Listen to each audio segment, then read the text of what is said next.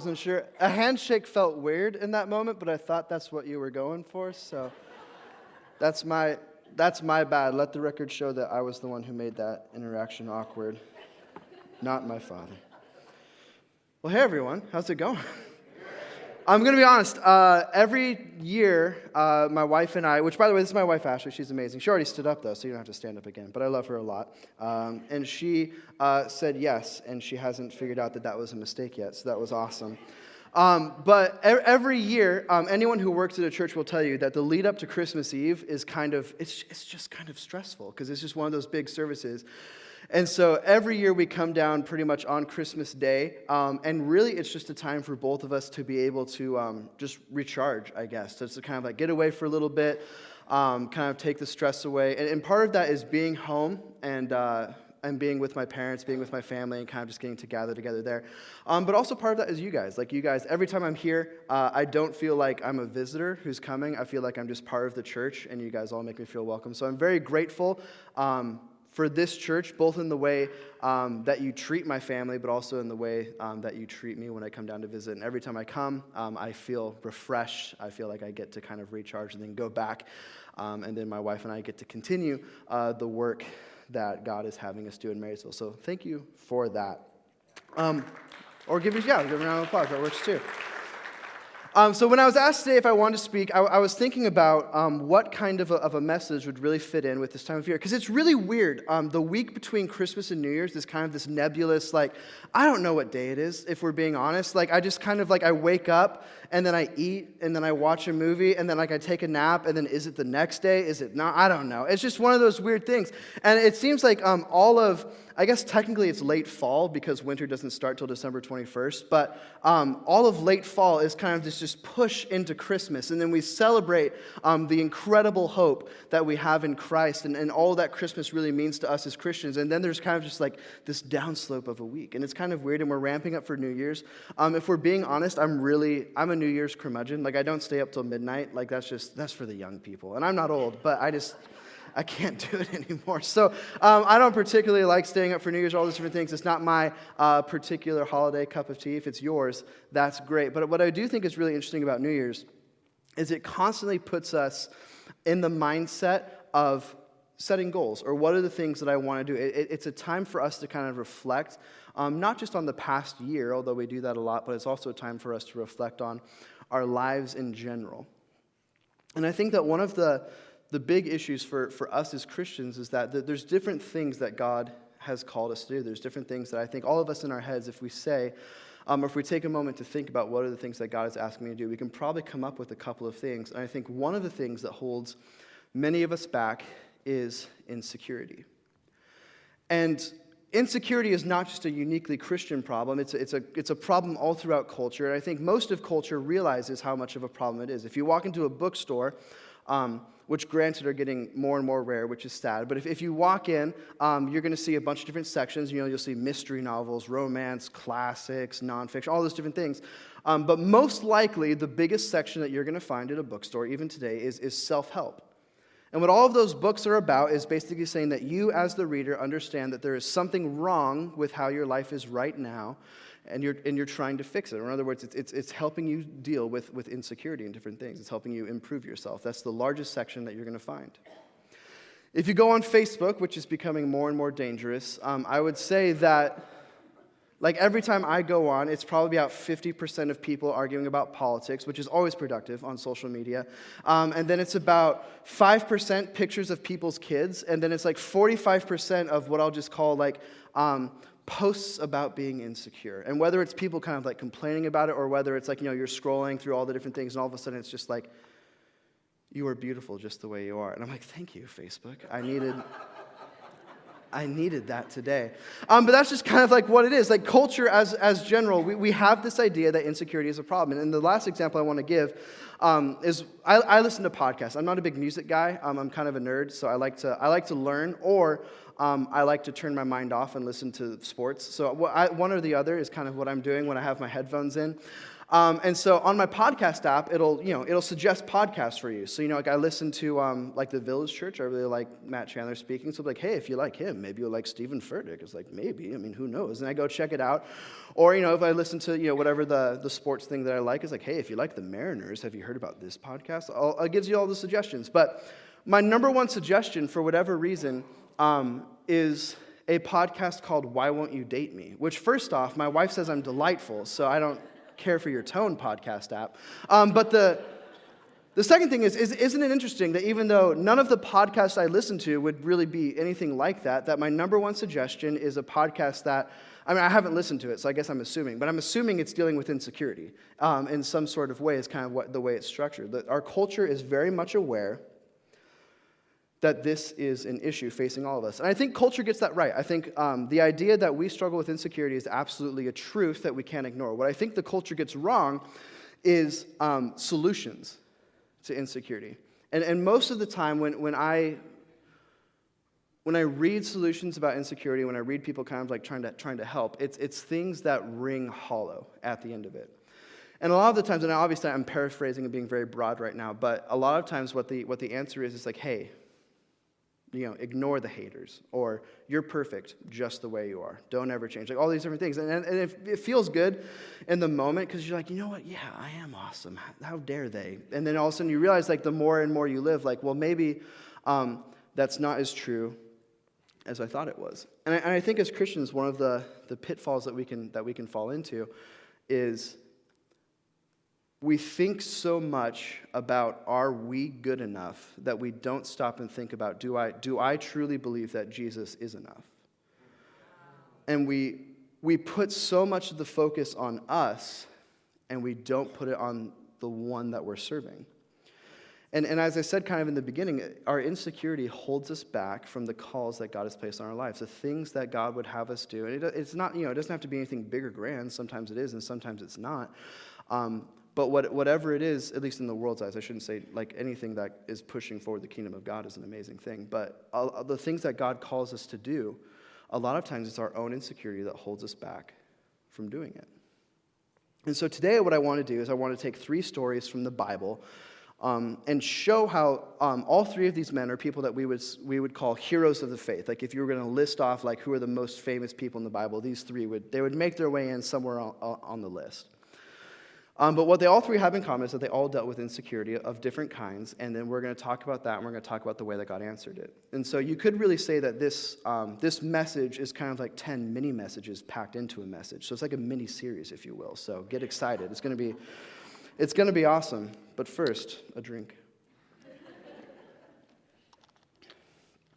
I haven't been speaking too long.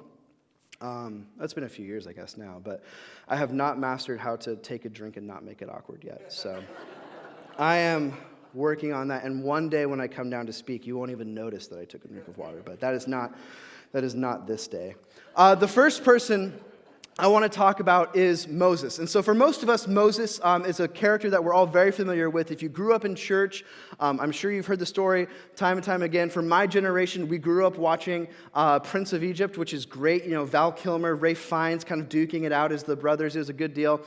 For those of you who are in the older generation, when I say the word Moses, maybe you think of Charlton Heston standing on top of Mount Sinai with the 10 Commandments. But whatever you picture, Moses is very much in the lexicon, I guess, that you will say, of Christian characters that we're all very much aware of.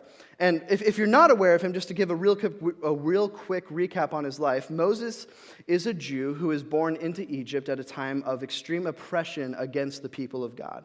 And the Pharaoh had decided, the king of Egypt had decided that he was going to kill all of the Jewish boys under a certain just boys, under a certain age. Moses' mother makes a waterproof basket and sets him in the basket, puts him on the Nile River in the hopes that essentially he'll float down somewhere else. Someone will pick him up and raise him so that the child can have a life instead of being killed by the king. And as providence would have it, as God's hand would guide it, Moses actually makes his way into the household of the daughter of Pharaoh. And so Moses is raised not as a Jewish slave, but rather he's raised in the household as Pharaoh. He's raised as part of Pharaoh's court. But we know that Moses is aware of his Jewish identity because a few years after all these things happen when Moses is an adult, he sees an Egyptian slave master beating a Jewish man. And Moses is overcome by rage, and he actually commits murder, and he kills the Egyptian, and he runs away because the penalty for murder in that culture was death. And so Moses runs away out of Egypt, and he makes his way to the land of Midian, where he meets his future father-in-law, and his father-in-law, or future father-in-law, gives him a job, which is a great thing for a father-in-law to do. And then Moses eventually meets his wife, Zipporah. They get married, and Moses is living the next 40 years of his life. He lives his life as a shepherd. And for all intents and purposes, when we look at the story of Moses, Moses seems to be very content with that is what his life is going to be. He doesn't have any ambitions to really do anything else. He's going to live his life quietly as a shepherd with his new family and live and die in Midian. And then one day Moses is walking and he sees we know it's the burning bush, right? But what's special about this bush is it's not turning black, the fire isn't dying down, it's not consuming the bush, but rather it's just kind of this fire that is always around the bush, but the bush isn't being affected at all. And Moses recognizes that this is a miracle, this is something very strange going on, and so he takes off his sandals. God is talking to Moses, and this is what he says. In Exodus chapter 3, verses 7 through 10, it says this, "Then the Lord said, I have surely seen the affliction of my people who are in Egypt, and I have heard their cry because of their taskmasters. I know their sufferings. And I have come down to deliver them out of the hand of the Egyptians and to bring them up out of that land to a good and broad land, a land flowing with milk and honey, and to the place of the Canaanites, the Hittites, the Amorites, the Perizzites, the Hivites, and the Jebusites. And now behold, the cry of the people of Israel has come to me, and I have also seen the oppression with which the Egyptians oppress them. Come, I will send you to Pharaoh, that you may bring my people, the children of Israel, out of Egypt." Now, I'm going to pause there for a second. I think one of the big mistakes that we make when we're reading the Bible is that we don't actually put ourselves into the situations that these people are going through. Because we know the story, right? We all know the story of Moses. We know what happens. So we kind of read through it and we think like, oh, that's really cute, and then we move on.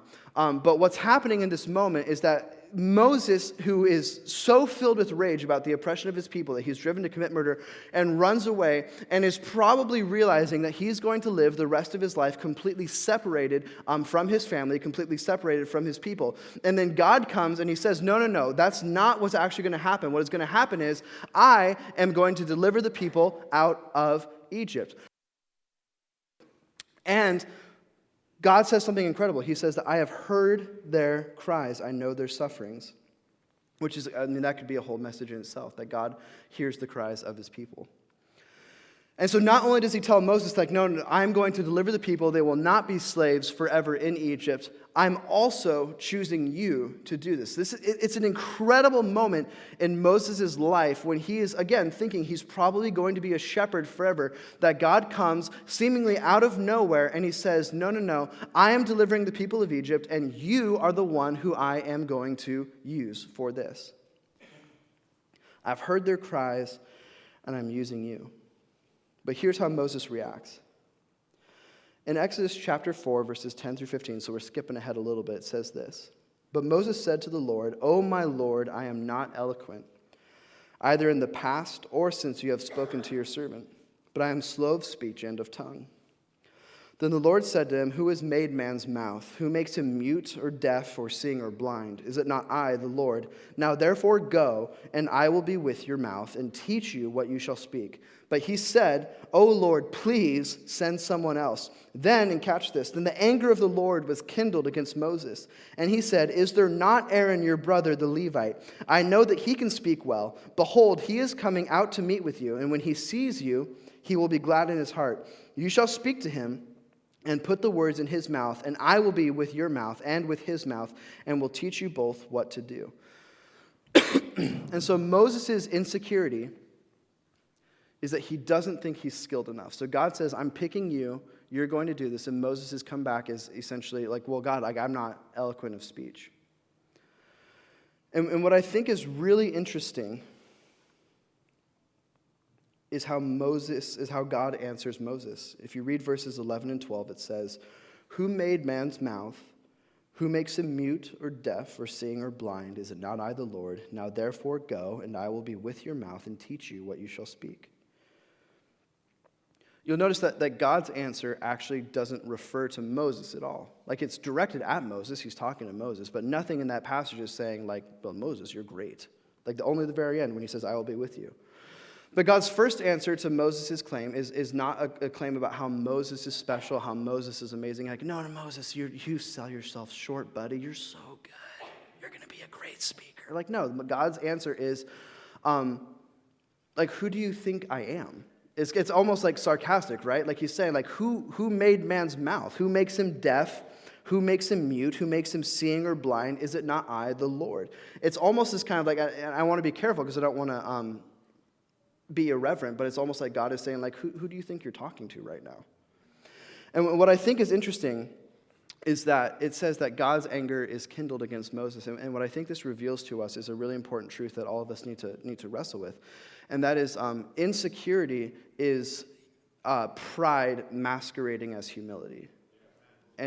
And for a lot of us, when we live in our insecurity, we think to ourselves, like, oh, we're being really humble right now.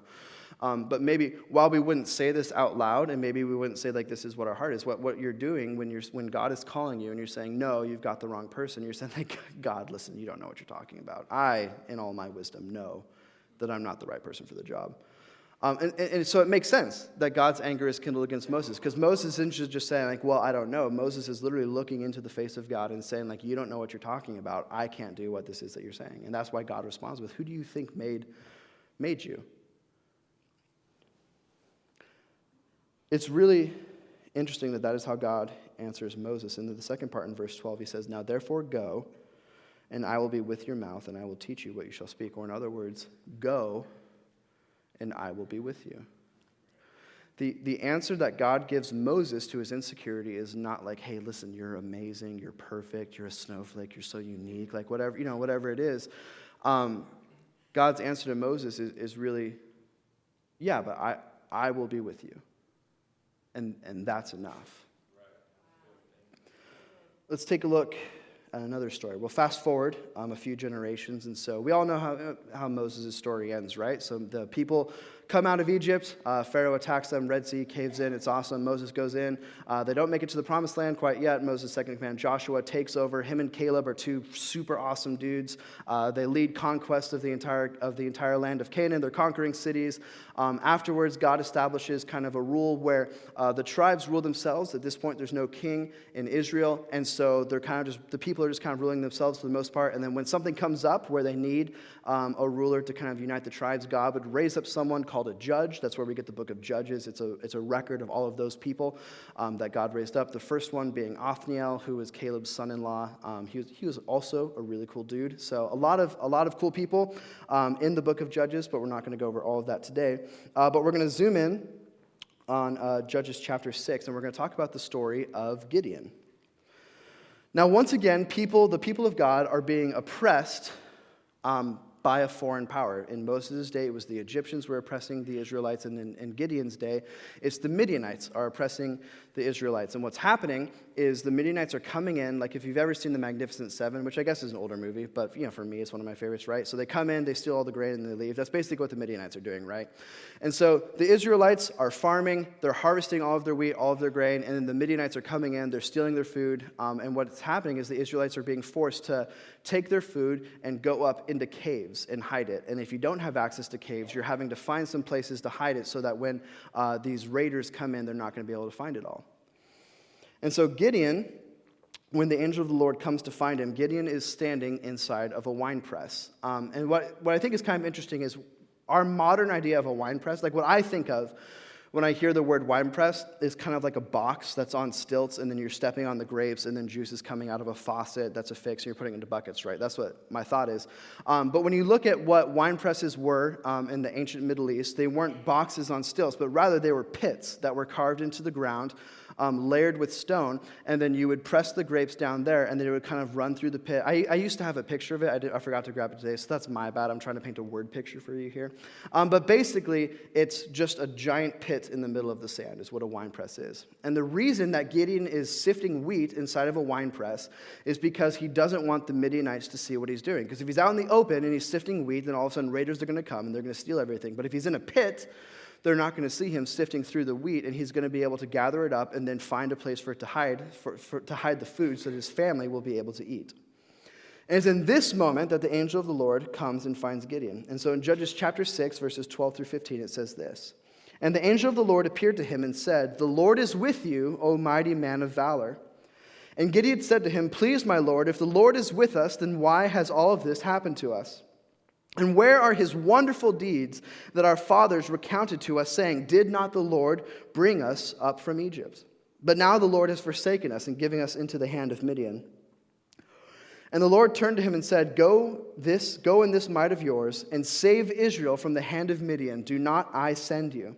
And he said to him, "Please, Lord, how can I save Israel? Behold, my clan is the weakest in Manasseh, and I am the least in my father's house."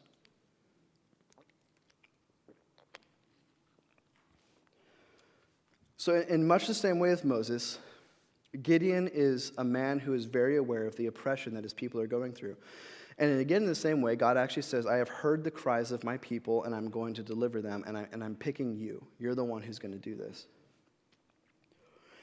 And Gideon also responds in insecurity, but his insecurity is a little bit different from Moses. If Moses is insecure about he's not skilled enough, Gideon actually doesn't mention anything about being skilled. He doesn't mention, like when God says he's a warrior, Gideon's not like, "I'm no warrior." Like Gideon seems like he's all right with that part of it. What he actually says that he's insecure about is that my clan is the weakest in my tribe and I am the least in my family. Or in other words, if you take our entire tribe, this entire region that we live inside, and you find the weakest clan, that's the clan I'm a part of. And then if you find that clan and you find the least important person in that clan, that's me. And that's what Gideon is saying. And I think a lot of times we have a tendency to paint Gideon as a coward, like he doesn't want to fight, and all of a sudden like God kind of like raises him up, which I don't think is actually what's going on in that verse. I think what's happening there is that Gideon legitimately believes that he is not the guy who can unite Israel to fight against this. And he even says it. He says, if the Lord is with us, then why has this happened to us? And where are all the wonderful deeds that our fathers have recounted to us? So clearly Gideon is aware of the history of Israel. It's not like he's coming out of nowhere. So Gideon has grown up hearing stories about Moses and Aaron. And he's heard about Joshua and Jericho and about how the walls come down and Joshua is this great hero. He's heard about Caleb going up into the mountains and killing giants and being awesome. He's heard about Othniel raising up and uniting the tribes of Israel to fight against people. He's heard these stories about these mighty men, and now God is in front of him telling him, "You are the next in line after this line of mighty men." And Gideon's like, "Whoa, I am not the right guy that you want for this." Gideon's insecurity isn't about whether or not he can pull it off. Rather, his insecurity is about, I don't think I am important enough to be the one who does this. I know the names of the people who were in the past. I know the names of these heroes, and I'm not the right guy to follow in that line.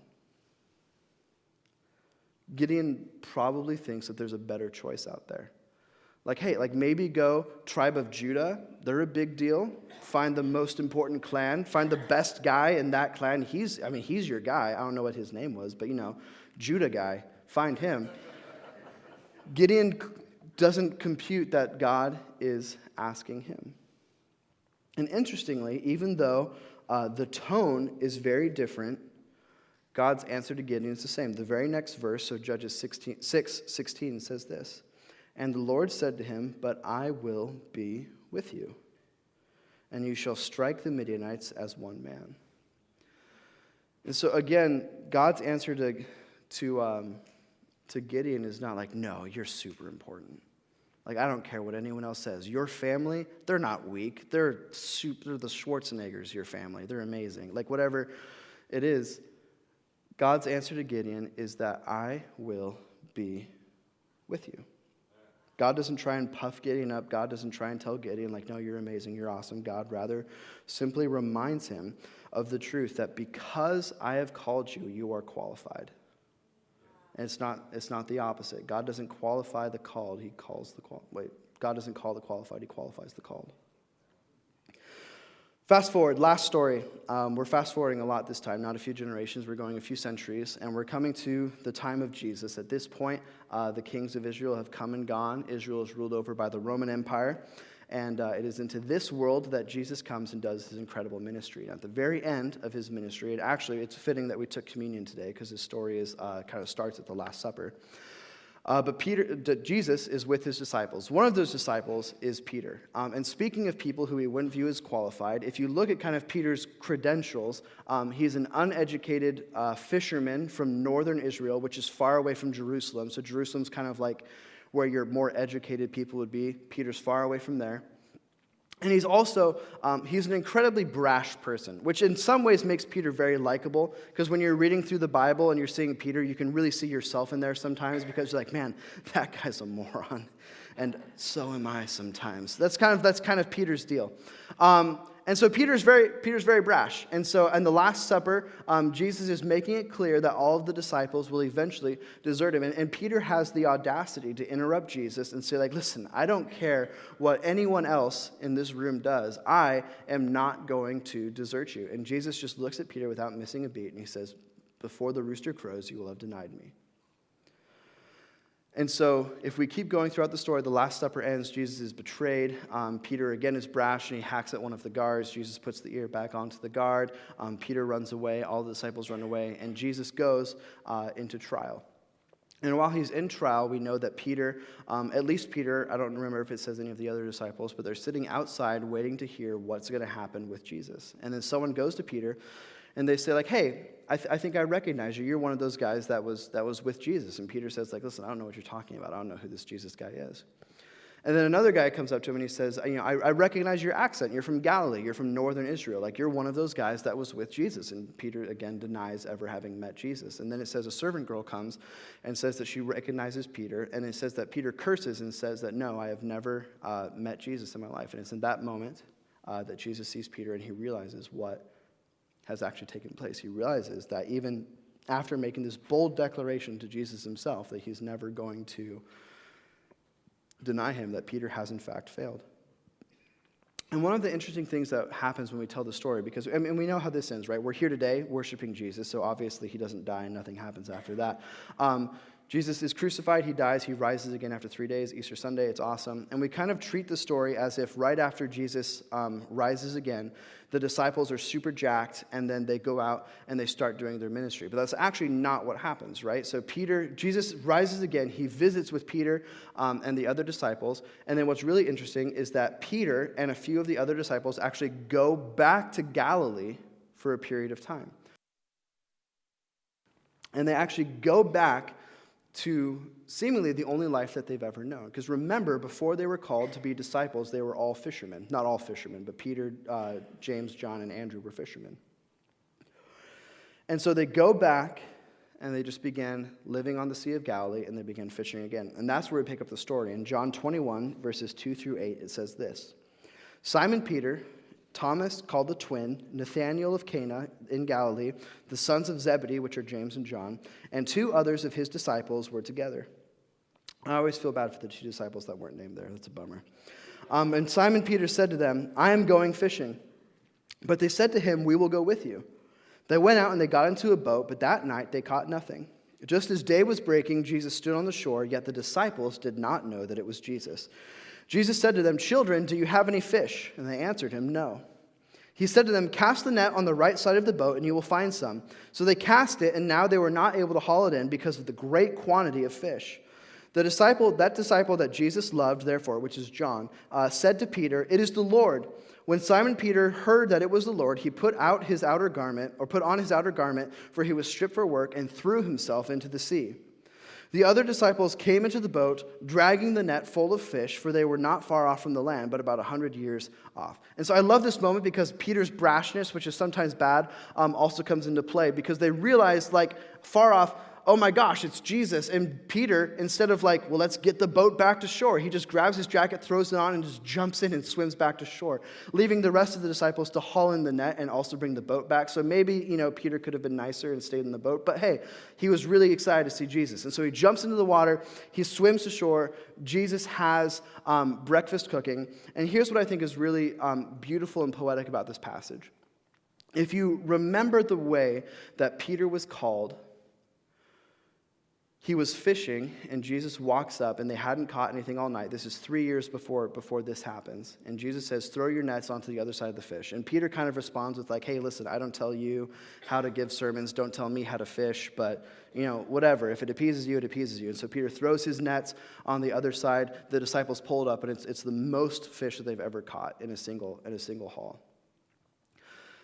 And after that moment, Peter leaves everything behind, and he goes and follows Jesus. And so he's been with Christ for 3 years. He's seen miracle after miracle. He's seen Jesus escape death multiple times. He's seen incredible things. He's actually seen Jesus in his full glory with Moses and Elijah on both sides. Like, Peter has seen some incredible things. And yet, 3 years, after almost 3 years of being together, they're back at the same beach where they met. It's coming full circle. And in John 21, verses 15 through 19, it says this. When they had finished breakfast, Jesus said to Simon Peter, Simon, son of John, do you love me more than these? He said to him, yes, Lord, you know that I love you. And he said to him, feed my lambs. He said to him a second time, Simon, son of John, do you love me? He said to him, yes, Lord, you know that I love you. And he said to him, tend my sheep. He said to him a third time, Simon, son of John, do you love me? Peter was grieved because he had said to him the third time, do you love me? And he said to him, Lord, you know everything. You know that I love you. And Jesus said to him, feed my sheep. Truly, truly, I say to you, when you were young, you used to dress yourself and walk wherever you wanted. But when you are old, you will stretch out your hands, and another will dress you and carry you where you do not want to go. This he said to show by what kind of death he was to glorify God. And after saying this, he said to him, follow me. So what's really interesting is in this moment, Peter is again struggling with insecurity. And if Moses is struggling with the idea of, I'm not skilled enough to do what God has called me to do, and if Gideon is struggling with, I'm not important enough to do what God has called me to do, I would say that Peter is struggling with the idea of, I'm not good enough to do what God has called me to do. Like, I've sinned too much. I've screwed up too much. Like, I denied you to 3 people. And when you needed me the most, when you were on the cross and you were dying, I was at home scared. And I wasn't there for you. And I love the fact that Jesus asked Peter 3 times, do you love me? Because in that moment, Jesus is kind of giving Peter a chance to wipe the slate clean, right? Like, will you deny me 3 times? And we're just going to undo it. And what an incredible moment that Jesus calls Peter to ministry at this spot 3 years ago, and they go, not literally to hell and back together, but they go through a lot of stuff together. And then on the same beach, and with the story being almost the same, Jesus gives Peter a chance to wipe the slate clean, and then he calls him into ministry again. And this call to ministry isn't as glorious as the one to Moses and Gideon, right? And those ones, it's like, hey, listen, you're going to be awesome, and you're going to lead the people out of Israel, and people are going to write stories about you. And with Peter, it's like, hey, listen, you're going to do ministry and get crucified upside down. Not exactly like, the most glorious call, but it is, in fact, Peter's call to ministry. And Jesus knows that when he's talking to Peter in this moment, that a very short time later, Peter's actually going to preach at Pentecost, and 3,000 people are going to come to know Christ because of Peter's messages. And then Peter is going to travel all around the world, and he's going to be preaching Christ. And in fact, he's going to end up in Rome, which is the most influential city of the time, and he's going to be converting people, or I guess that's kind of a weird word. He's going to be telling people about the good news of what Jesus has done, and people are going to be coming to faith, even in the midst of being oppressed. And later on, if this is kind of the story of Peter dealing with insecurity and Jesus helping him through that, in the book of Acts, what we get is kind of the long form of Jesus' answer, not just to Peter, but to all the disciples. And so this is when Jesus is getting ready to leave. He's going back to heaven, and the disciples are being empowered for ministry, and he says this, or in Acts chapter 1, verses 6 through 8. So when they had come together, they asked him, Lord, at this time will you restore the kingdom of Israel? And he said to them, it is not for you to know times or seasons that the Father has fixed by his own authority, but you will receive power when the Holy Spirit has come upon you, and you will be my witnesses in Jerusalem and Judea and Samaria and to the ends of the earth. Or in other words, I will be with you. The Holy Spirit will empower you to do this ministry that I have called you for. As Christians, I think that we should never allow ourselves to live as hostages to insecurity. We should never allow ourselves to not do the things that God has called us to do because we're afraid that, maybe like Moses, we think that we're not skilled enough, or like Gideon, we think that we're not important enough, or like Peter, we think that we're not good enough, whatever those things may be that come into our heads. But at the end of the day, Moses thought he wasn't skilled enough, but it didn't matter because God was with him. Gideon thought that he wasn't important enough, but it didn't matter because God was with him. And Peter thought that he wasn't good enough, but it didn't matter because God was with him.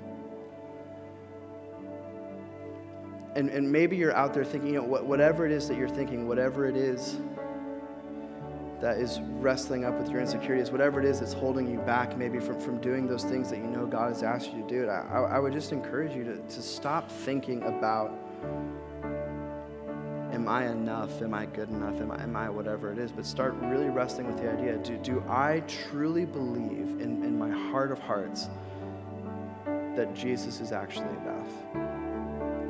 And if we truly believe that, I promise you it will change your life. It will change your outlook on everything. It'll change the insecurities that you feel. It'll change the things that are holding you back.